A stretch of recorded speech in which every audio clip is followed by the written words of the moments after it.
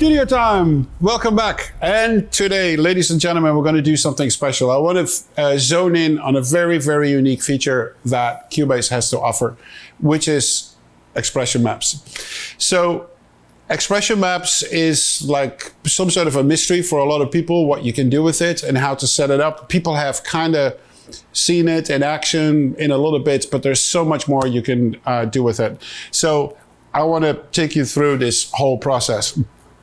In order to do so, I prepped a little string part here, and let's just play it, and we'll talk after that.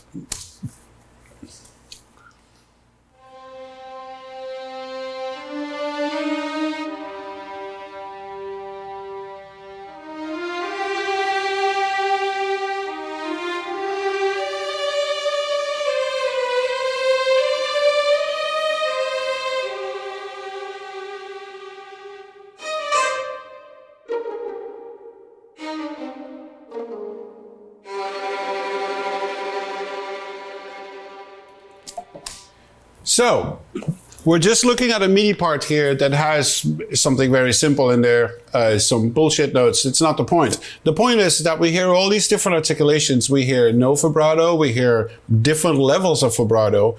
Then we hear a trill, a half note trill. Then we hear pizzicato notes, staccato notes, and then a tremolo note. So how did I do that?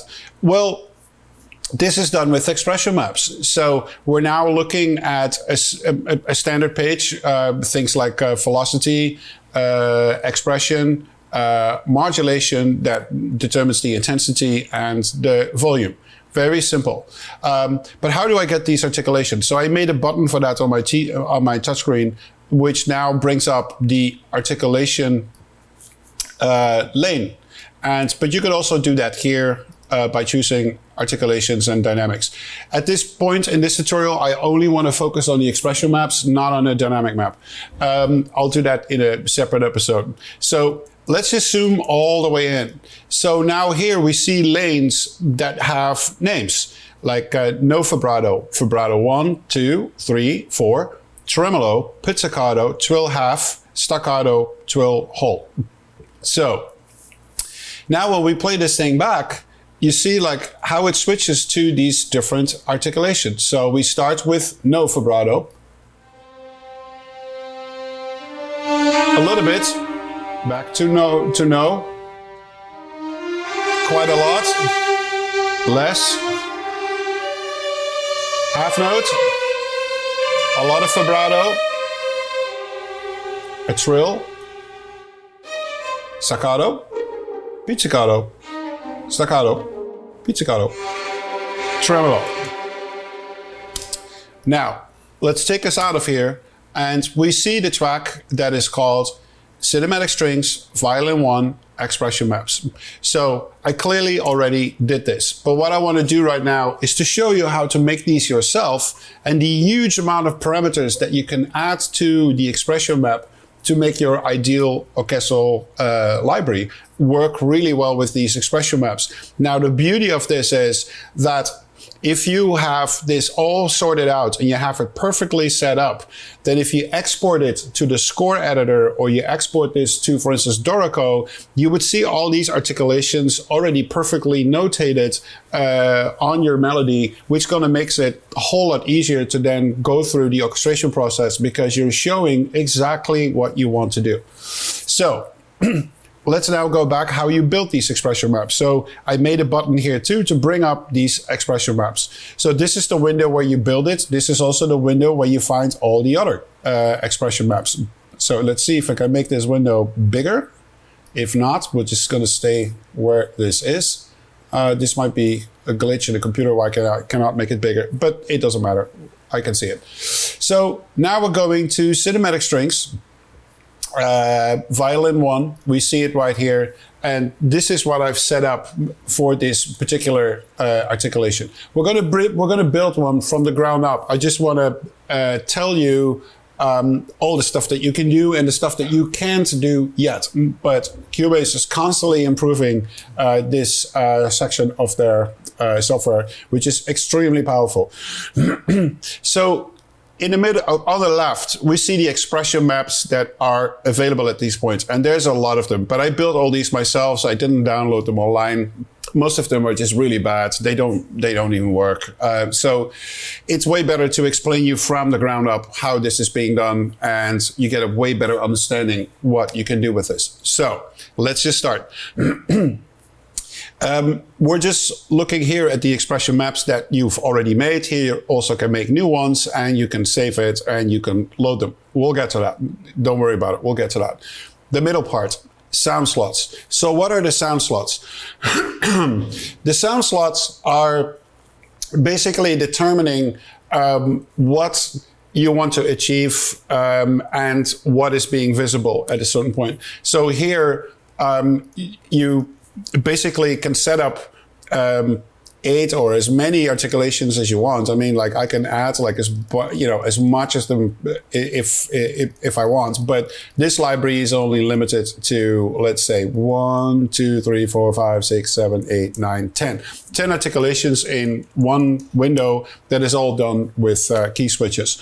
So here you set up what articulation you want to influence, and then we get to the output mapping and we get to the articulation window right over there. So C0 is senza vibrato. The C0 is just a remote that you can program for each library uniquely. So if you switch through them, you can just basically go through your keyboard and it will go to that specific articulation. So if we were to bring up the expression map right here on the top left, then, oh, somebody dropped something. I hope everything is good. So C0, C sharp, D0, D sharp, E0, F, F sharp, G0, G sharp 0, and A. So if I go through these different articulations, that would immediately have an effect on what I'm playing.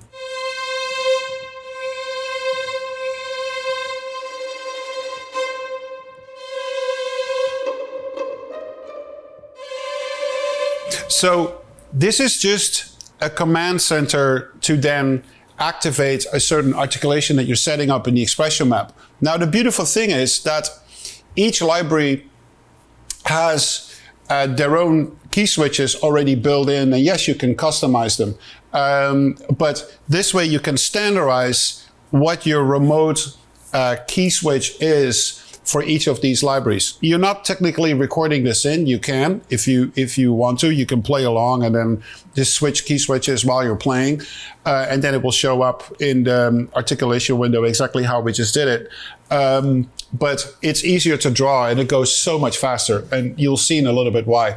So 8 articulations here, standardized with a remote key. And then we go to the output mapping. So the output mapping is actually what it's doing to the instrument. So here we see when I press C0 here, it's actually also sending out a C0 to the library. At the same time, it's adding a main volume of 90. So I don't want the instrument to be louder than 90. And it does another thing. It adds an E sharp, A sharp 0 key to it, which is actually activating the legato mode. So there's a lot of information you can put in the output mapping, what it's actually going to do to that particular instrument. And you can add as much as you want here. It's insane how far you can go. And then you see a couple of blocks underneath that where you can limit where it's playing or where it's not playing, its minimum velocity, its maximum velocity. There's things that you can add here. For instance, the length of the note. You can change the length of the incoming notes, but this is the interesting one. MIDI channel. Change the channel of the incoming note. So if you have a template where you have all your articulations loaded up as individual instruments, MIDI channel 1 through 16, you can now make an expression map that basically talks to all these MIDI channels, and by changing key switches here, it actually changes MIDI channels on the back end. So now you can have one expression map MIDI track that is now talking to 16 different MIDI channels to go to the articulations. We'll talk about that later too. I just want to give you an overview what you can do with the expression maps. And then here underneath that, we see the actual articulation window. Now, this is the window that becomes visible in my editing screen right there. So if I take all these articulations out, nothing would be shown there. And this is going to be very clear when we set up the expression map for this instrument. So this is the roughly overview how you can do things. And why it's so great to do it like this is that I can get rid of all these articulations just like that, boom.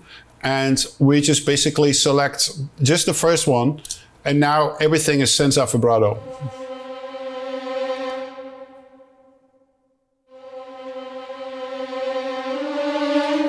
So this sometimes happens that it doesn't always listen right away to the expression map you want to hear.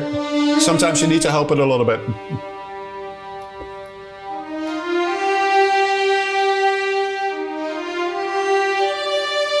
All without vibrato. You can say, I want to hear everything with the third level of vibrato.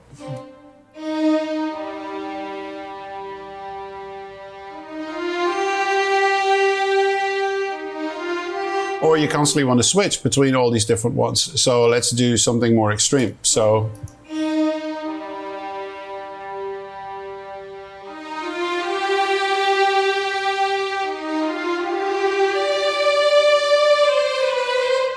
or I want this whole section to be pizzicato. So instead of that, I'm just doing this and I'm just getting rid of that. Let's see.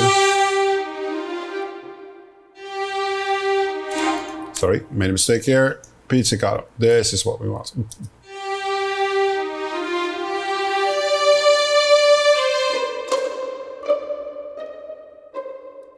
And as you just heard, the first note was not proper because I actually have to move this over a little bit more that way, and then it will pick up in time. Now it's good. So there's a way of actually when you work with somebody else and you just get a piano map, you can really quickly now change the articulations, what this thing needs to be. So the speed of working really, really goes up instead of like all these key switches.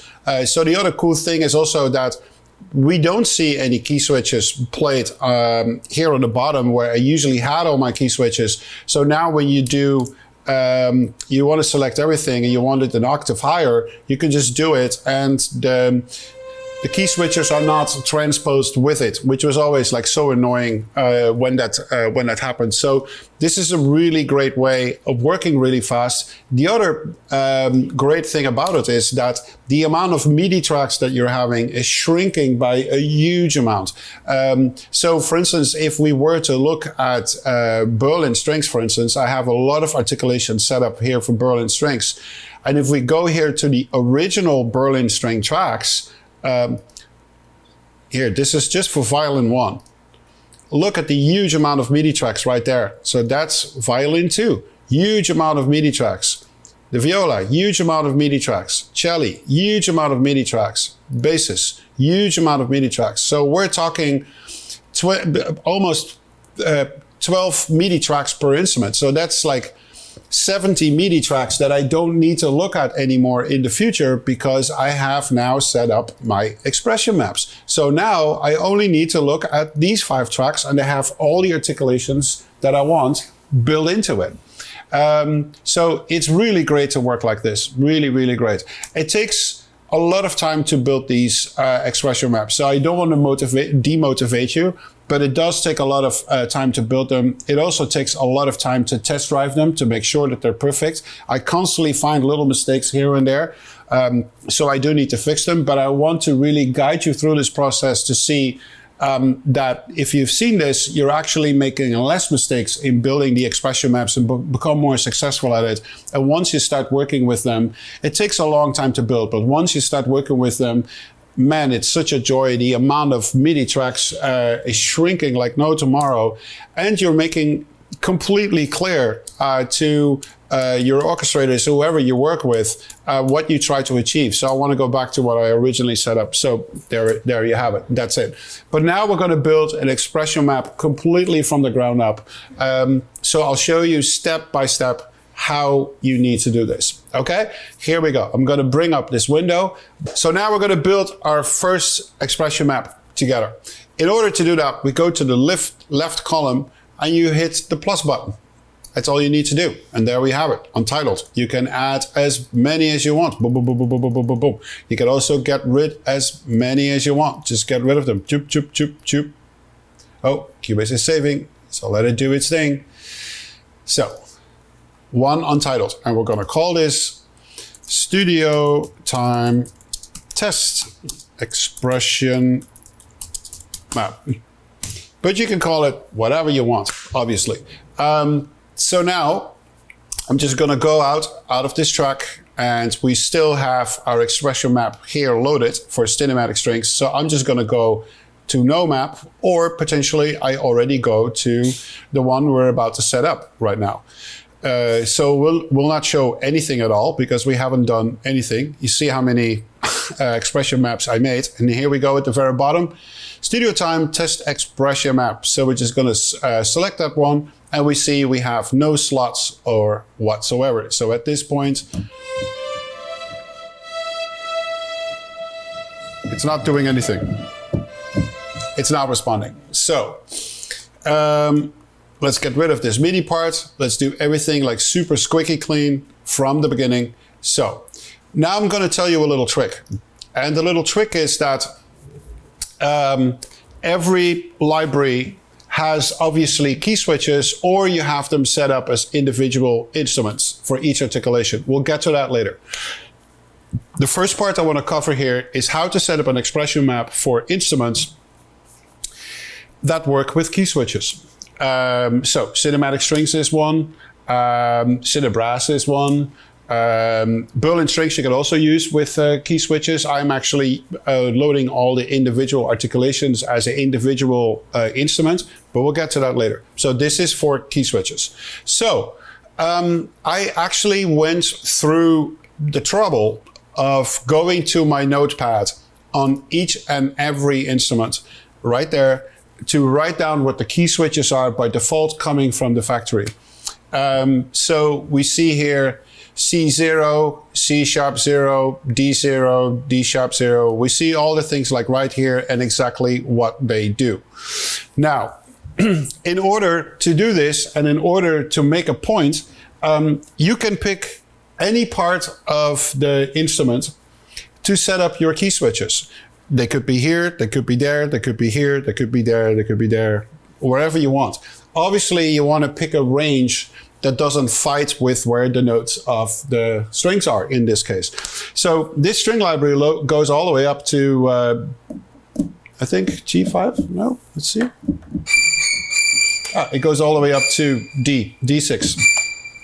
This depends by library, how far they go. Anyway, this goes up to D6. So you could start your key switches here if you wanted to, but that's probably not enough. We need 1, 2, 3, 4, 5, 6, 7, 8. Oh, that should be enough. No, we need a few extra controllers, 9 and 10. So technically we could set it up here, but let's just stick to the bottom where the violin doesn't even play until we get there. So it doesn't even make sense to, try to squeeze it in there. Let's just take this one over here. The only thing that the reason why I mentioned this is that you should not be confused with what the original key switch is and the key switch you're programming right now. These are completely separated things. The key switches that we see in the notepad right here is something you need to program in the output mapping, because there is what you will determine what is going actually to the library. So we know for sure that in the output mapping, in order to play, let's say, tremolo, we need to make sure that an F4 is being sent here to then get the tremolo. So in order for this exercise, I just want to take 2 articulations and not all 8 of them. But we can do that if you want to. But So we have one slot at this point. We double click on remote and we're now typing in what is the note will be that it needs to be listening to. And for order of this exercise, I'm going to pick something else than what I had.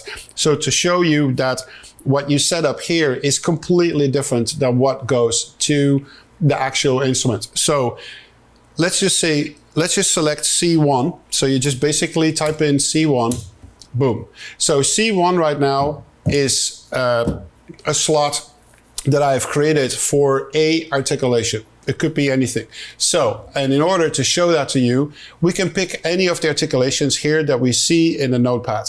So let's say we want a staccato. So in order to hear staccato, we see F#0 is the key command that needs to go to the library for us to hear it. So I'm going to add an output mapping right here. Automatically goes to node on, but you could also click program change or a controller.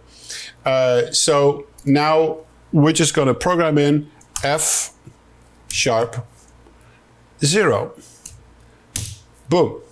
So now when we hit the C1, every time we hit the C1, it's going to send F#0 to that specific library that will then trigger, if correct, the staccato instrument. So there's one more thing that we need to do in order for this to work, is that we need to select the articulation here. So we can take any of the standard articulations that comes with Cubase. So let's see, staccato, we have ornaments here, we have lengths, and there we have staccato. So let's just select staccato here. Boom. There we have it. So now technically this 3 unit is operating properly. It's receiving C1 as a remote key. It then transforms it into an F#0 that will then trigger the staccato sample. And we programmed an articulation that makes it for us able to see in the MIDI track. Now there's 2 types of articulation here. One is the attribute and one is direction. I personally use the direction most of the time. Direction means like you draw an articulation in your MIDI part and it will stay that articulation until you draw something else. Attribute goes per note. So you could say this note is staccato, but then it goes back to legato. So I personally like the direction mode better. So let's set up another articulation. For this one, let's choose D1. So we're typing in D1. So we have a slot now, C1, and a slot D1. If I go to C1, we see the F#0 that we selected, but we also see the articulation staccato that will appear in the MIDI track. And we've set it to direction, which means if that's selected, it will play that articulation until no longer it receives something else. So we could also give this a name. So slot 1, let's call it, for instance, staccato. There we go. And for this second articulation, we're going to take, let's see, vibrato number 3. So vibrato number 3. We also give this an articulation. So we could say this is a, not that, let's go for legato. Okay. So the second articulation we programmed is vibrato number 3, but we still need to add an output mapping here so the key command is properly sent to the library. So we look at our notepad and we see that E0 is the key command to go to the library to then trigger that. So we're going to program this in E0.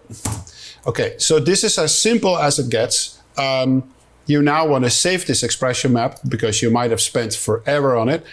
So studio time, test expression map. We're going to save it. Boom, and it's saved. Let's see if it did. Yep, it's like right there. So it did save it. Perfect. So I'm just going to put this aside and I'm going to add a MIDI track here on my string track. And let's just see if this thing even shows up. So here we go. And darn, there you have it. So if I want to now select staccato, I just press this and now we have staccato. If I press D1, we have vibrato 3.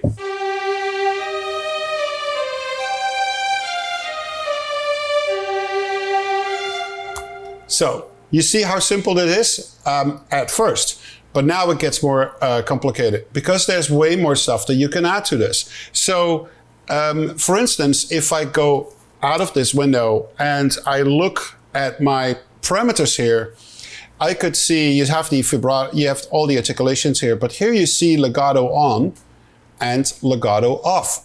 Let's say, for instance, the staccato articulation, which is C1, should immediately work. As you can see, I can't really play polyphonic because it's set to monophonic, but I can change that in the expression map. So for instance, we go to the output routing and we add another slot to this. And now we're going to send another key command. So we're now going to look here and we see B flat 0 is the legato on, B0 is the legato off. So if for the staccato strings we want the legato off, we basically just type in B0, and for the vibrato number 3, the second key switch that we set up in sound slot, we're now going to add another key command here, which is going to be B flat 0, which means legato is on. So we have a natural B programmed there for legato off, and we have A sharp, B flat programmed there as a legato on. So let's now see if that works. So we go to the MIDI track, it's already selected. We press our D1.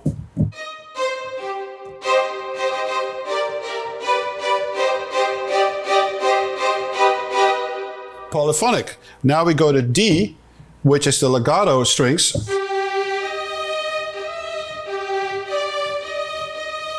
Proper monophonic. So now we have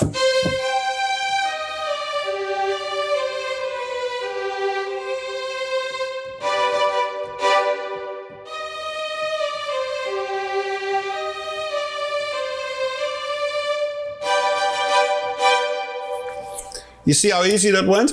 But we can go way deeper. What if you feel the staccatos are way too loud compared to the legato strings? So let's now go back to the staccato and just add another output mapping. And this one we're going to set to controller. So now we're going to select our controller here, CC7, which is our volume. And we're going to type in a number. I'm going to do something really drastic here. I'm going to give this articulation volume 40. I'm going to give this articulation 127. So we added a new output mapping. We're going to set it to controller. We select controller 7, which is volume, and we're going to set this to 120. Okay, so now we've done this. We just go back to C1, which is going to give us the polyphonic staccato strings.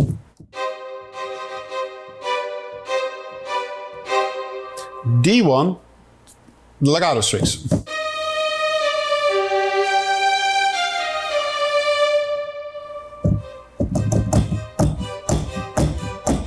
Okay, it's very clear what this does, right? It's a little way too much. So let's just go back and turn the volume of the legato library into 90 and the staccato library into 80. Okay, so let's switch back between the two. Let's start with the legato on D2. That's what we programmed.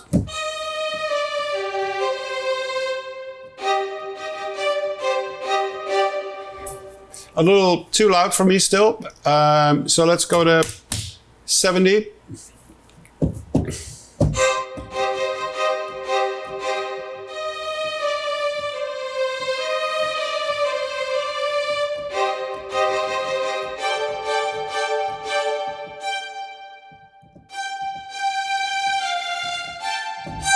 Actually, it's a little too quiet. Maybe we should go the other way. Maybe we should go to 9090. I'm not sure where I had it set to before on the library itself, because now it's receiving volume info. So let's just go to our staccato.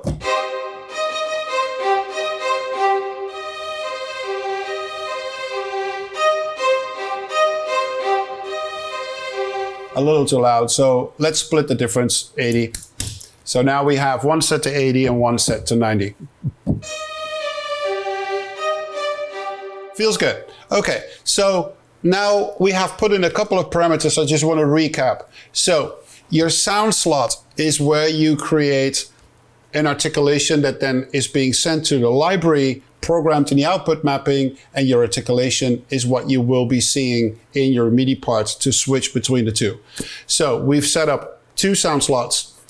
One is C1, one is D1. And C1 is staccato. Polyphonic, because we added the B natural to it, which is the key switch to cinematic strings to make it polyphonic. And then the D1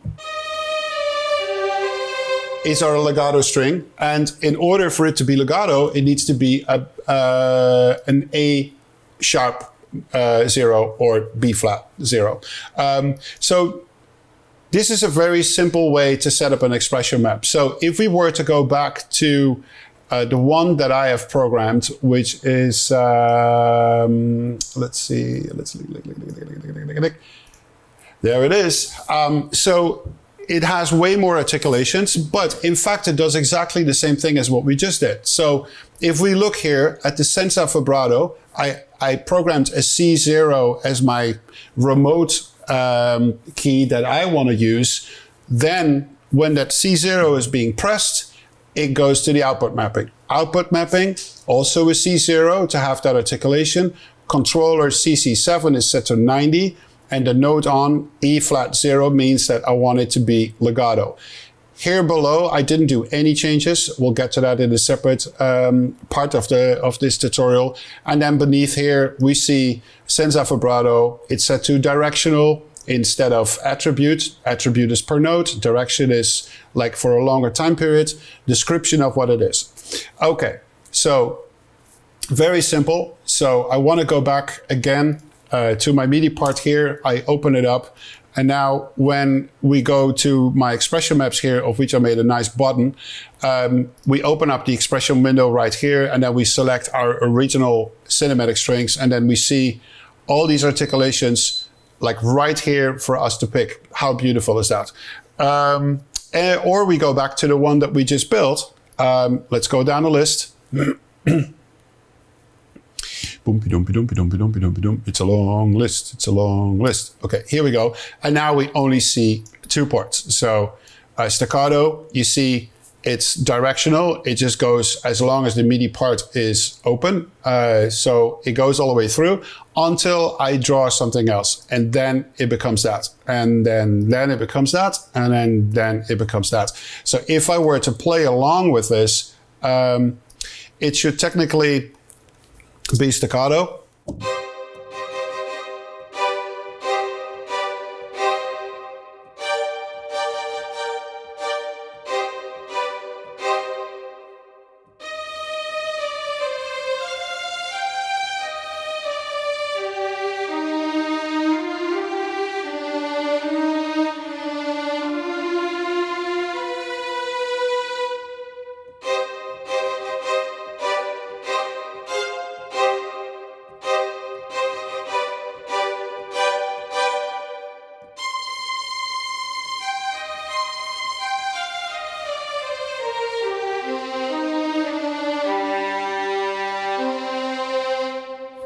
And that's what that is. And now I can say retrospect records. It said no events in the buffer. That's a pity, because otherwise I have my MIDI notes like right there. Anyway, so this is a very simple way of setting up your expression maps. It takes a really long time to do it properly, but it is really, really worth it. So these are the basics to set it up properly. You can make it way more complicated than I just explained to you. But I want to keep it to the very bare bone basics, how to set up an expression map when you're dealing with instruments that want to receive key switches to switch to a different articulation. I'm going to take a breath. And then we're gonna film how to do this with instruments that have separate MIDI channels. So we'll get to that in a second. Now I'm going to show you how to build expression maps for instruments that have only one articulation loaded and you have multiple instruments loaded on different channels. It's a very similar process, but slightly different. So now let's look at my template here. I loaded up 3 tracks on 3 different MIDI channels. So we have our legato patch. We have a staccato patch. Spiccato patch. Okay, so how would you build an expression map for 3 different tracks that have different articulations on them? So I do have to explain though that these instruments actually live on one of my VSO machines and they have the same MIDI port because expression maps on one particular track can go up to 16 MIDI channels. So if we now add a MIDI channel, so for instance, I do duplicate. So that means that I already have a track that goes to the same MIDI port and everything, blah, blah, blah, blah, blah. So I'm just going to give this a name. East-West Play Expression Maps Violin 1. Boom. There we go. I'm going to put it on top. So now it's set to MIDI channel 2, which is spiccato. If I change this to MIDI channel 11, like we see underneath here, it is the legato patch. And if we set it to MIDI channel 1, it will be a staccato patch. Okay, so how do we turn this track now into an expression map track that will work with all these MIDI channels? Okay, very simple. We open up the expression map window. Here we go. We're going to do the same thing as we did before. We're going to add a new slot and we're going to give it a name. You see the other one is still there, Studio Time Test Expression Map, but we just made a new one. So we're going to do this. We're going to name this Studio Time East-West Play Multi-Channel Expression Map. Good. Here we go. Like we just did, there's nothing there. There's only one slot here, which I can get rid of. I can't get rid of. So I guess you need at least one. So let's add 2 more because we have a legato patch that we need to feed, a staccato patch, and a spiccato patch. Okay, let's keep the same logic intact as what we had before. C1, D1 were our keys of choice. So let's do exactly the same thing. So C1 for the first one, D1 for the second one. Let's just stick with 2. It's all about the principle. So C1 is now going to be our legato patch. So I'm going to call this legato strings. Well, technically, we should call it long strings because East-West Play doesn't do legato on this patch. So let's do it. Long strings. And this is going to be staccato. Here we go. Good. So let's go to the first one. So what do we need to do to now trigger the long notes? Well, we just need to look at the MIDI channel here, which is channel 11. So we go to C1 and D1. And C1 now needs to be transferred to channel 11. Now, the only thing we need to do, and how beautiful is that, is basically just type in 11. That's all we need to do there. And then the second one, staccato, nothing is programmed in the output mapping. We'll look at our template and staccato is MIDI channel 1. So technically 1. And technically this is it you need to do. So long strings will be transformed to channel 11. Staccato will be transformed to channel 1. Let's see if this works. So we go here to an expression map parameter in the inspector, and we're gonna, on this track, load the expression maps that we just made together for this particular track. So let's go there, Studio Time, East-West Play, multi-channel. Okay, let's just load that, and we see immediately the 2 switches that we already made, C1 and D1. So C1 should give us long strings. Beautiful. And D1 should give us staccato. Isn't it great? Now here, we can do exactly the two things like what we did before. So we can add a descriptor saying like, okay, I want the long strings to be louder. So let's go to CC7. Let's go to 110. Let's go to the staccato. Let's add one. Let's put this to controller. CC7. And the level here is going to be, let's say, 80. Let's see if that works. Okay, so let's go back. Long strings. At volume, let's see what we programmed. At 110, and staccato will be at 80. So, long strings. Staccato. Okay, that's too quiet. So let's bring the long strings down to 90. Let's bring the staccatos back up also to 90. So now they're both 90. And let's switch back and forth between the two.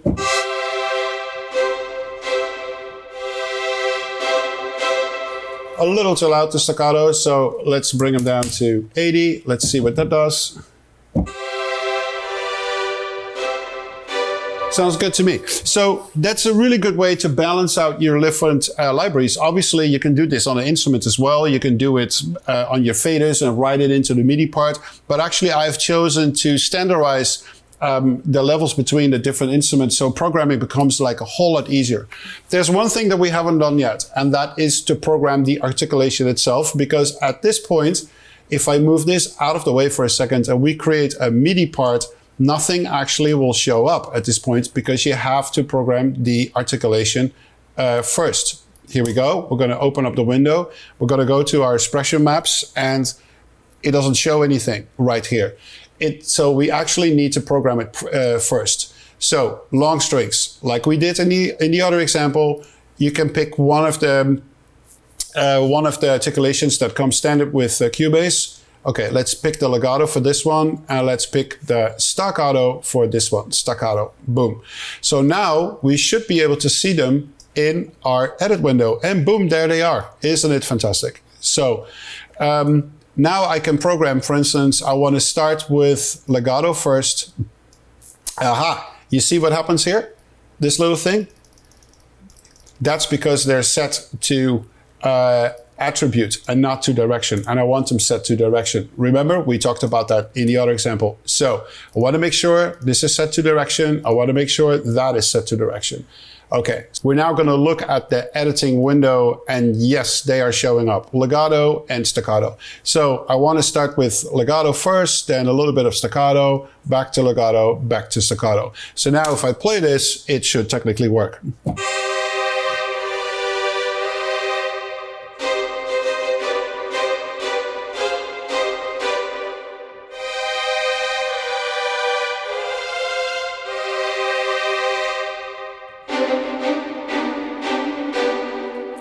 That's how easy that works. So to round it up, let's bring up the expression map window one more time and just look at one of these expression maps that I built.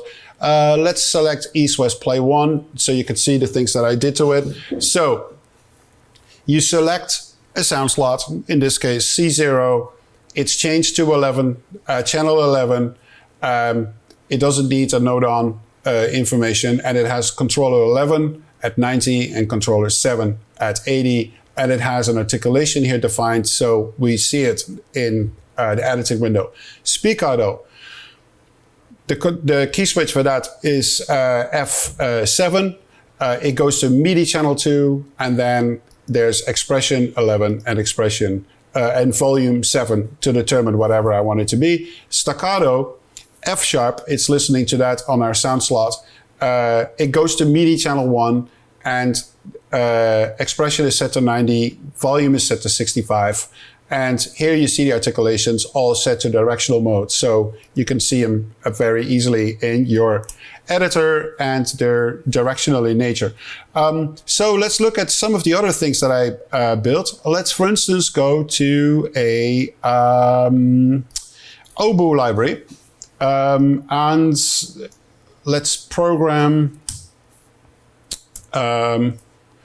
a little MIDI part there, completely empty. So there we go. And then we go inside and we press expression maps. And here we see our expression maps. So if I were to play this instrument, we are going to hear the following.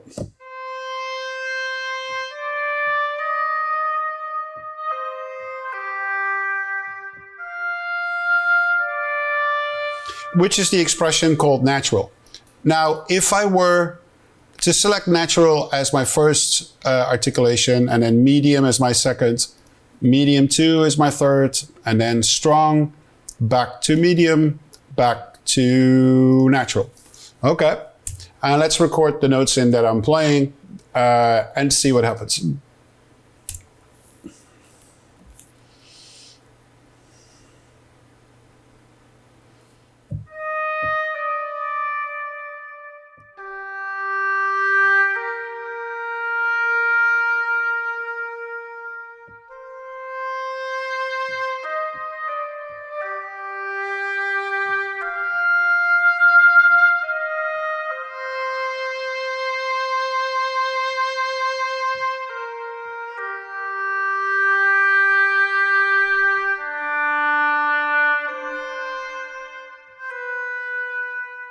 So I didn't have a set of records, unfortunately. Oh, it did record something in. Did it? Oh, it overlaid it. Okay, let's glue them together. Oh, not that. Let's glue them together. Let's open this thing up. And now you can see that on different notes that I played, it goes to this different expression. Very handy. It goes super quick. You could also change this completely around afterwards by saying, like, you know, I don't want that. I want this to start like right there. I want this other thing to start like right there. Then you get rid of that. You could say, I want this thing to be already there. I want this thing to be already there. So let's not play this thing again.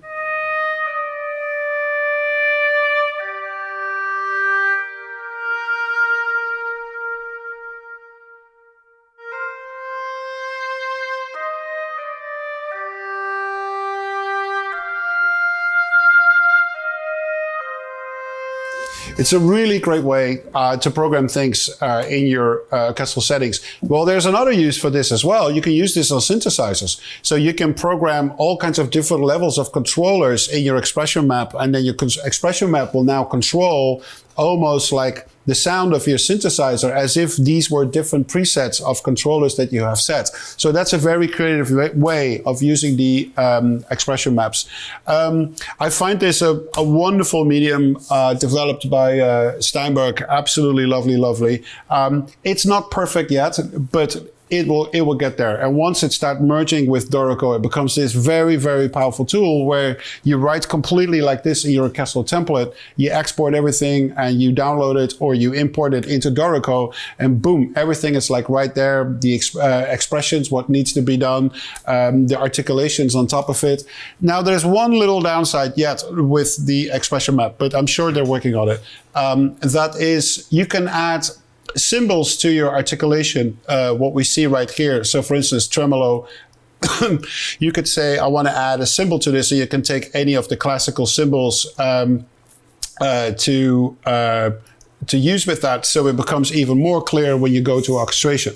Now, the problem at this point is you cannot choose the same symbol twice, and sometimes you have to, because if you have a half note trill and a whole note trill, they're both trills, but they're two different key switches. But you can only select one tremolo symbol for one articulation. You can't choose it for the other one. So it's a little bit complicated. But I'm sure they're going to work on that. So if you avoid using one symbol twice, you're going to be totally fine. And I found a way around it to make it work and to make it clear for me. So if you have any questions regarding the expression maps, it's a little hard to, even in close to an hour, it's really hard to cover it really what it is and how to set it up really properly. I hope this was a good guide for you how to do it. But if you have any questions, please leave them below and I will get to it and potentially record like another video of the same matter to get more into the details, depending on the questions that people ask. It's a wonderful tool. Please try it out. Please be patient. It takes a lot of time to get it really right for your whole template. But once you have it, boy, it's so fantastic to write like this and to arrange things that you've received from other people or for study purposes. So please leave me questions if you have any. Other than that, I'll see you on the next episode. Thanks.